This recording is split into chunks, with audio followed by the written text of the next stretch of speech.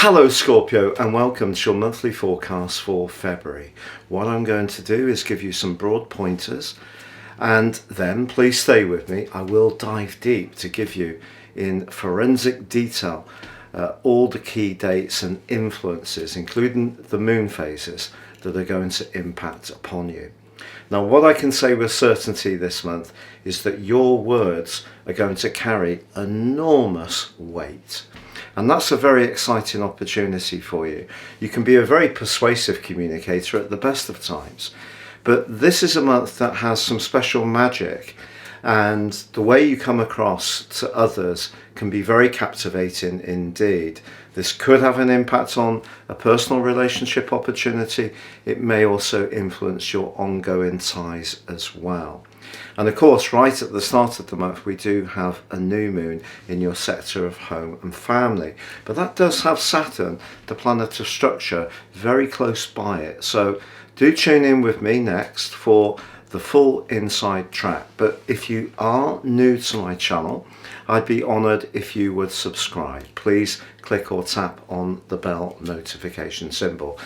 This means every time I drop a video, you will get an alert from YouTube. Also, if you'd like to get your free written daily horoscope fired to your device each morning, you can click on the link beneath this video to subscribe. Been writing these for over 25 years. And if you want to ascend above this Zodiac broadcast and understand what the next year will hold for you in terms of your personal astrology based on your time, date and place of birth, you can take advantage of my special package of a year's forecast and a character analysis and get 30% off. But you will get into the early parts of year 2023 now. So please see below for more on that. So Scorpio, welcome to your February forecast. And as you begin this month, it is true that the planet of communication, Mercury, is just in the last few degrees of its rewind. But by the 3rd, it goes forwards. By the 5th, it's out of shadow. And that's really, really good.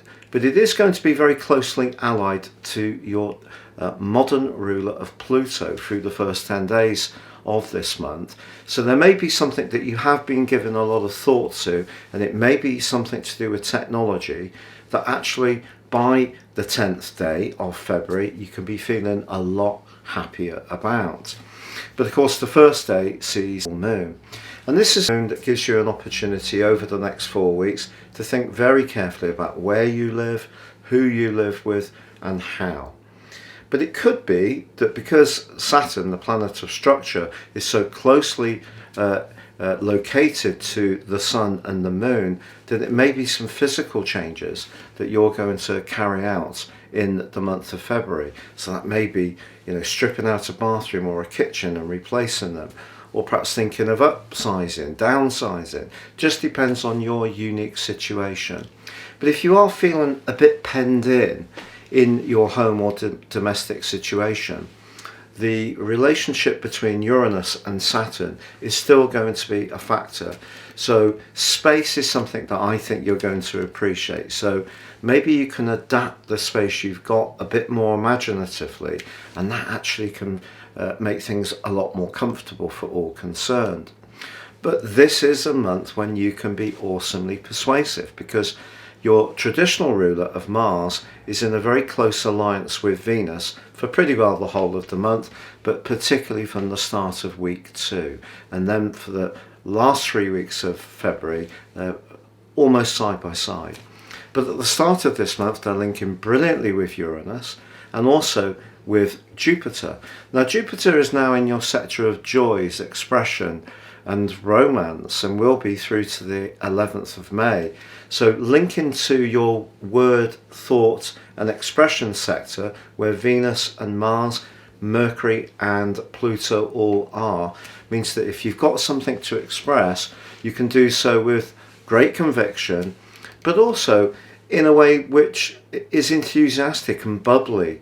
And I think that your energy can be very alluring for people that come into contact with you this month. It really can be an opportunity to shine.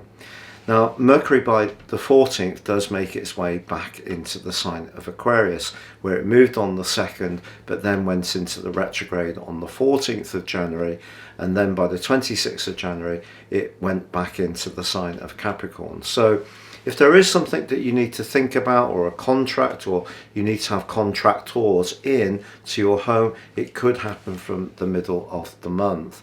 But then we have a full moon in the sign of Leo on the 16th. Now, this is going to see your feelings much closer to the surface, something you're not always that at ease with, because I think most Scorpio people can be pretty to the point when discussing things in general, but around your own personal affairs you can be much more circumspect. But maybe there is something that does need discussion, and maybe it does relate to a family matter, or finding the balance between your home world and your worldly interactions. For example, if you've got a great job but you just don't enjoy it anymore, that could come into focus in the last 2 weeks of this month. If you're in a job you really love but it doesn't pay you enough to keep things as you wish in the base of your world, it could see you this full moon looking for new opportunities. But the 18th sees the sun move into the sign of Pisces, and your physical vitality is really going to pick up then.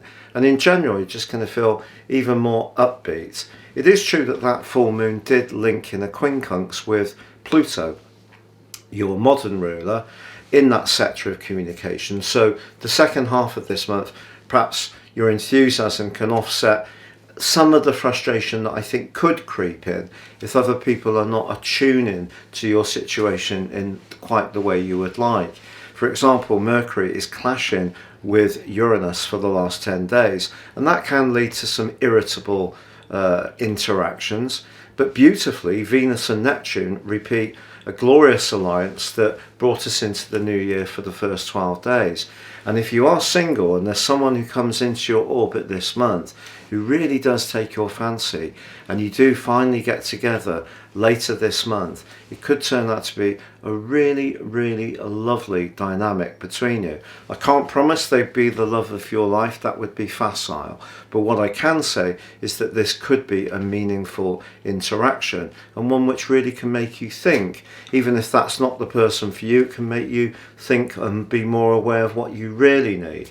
Because having the Sun and Jupiter and Neptune all in your 5th house is one very good news story, and it's set to run in terms of the Sun for 4 weeks from the 18th. So it's time to get out, mix and mingle, and really demonstrate to people just how talented you can be. It's been a real pleasure being with you. Please stay safe, take care, and goodbye.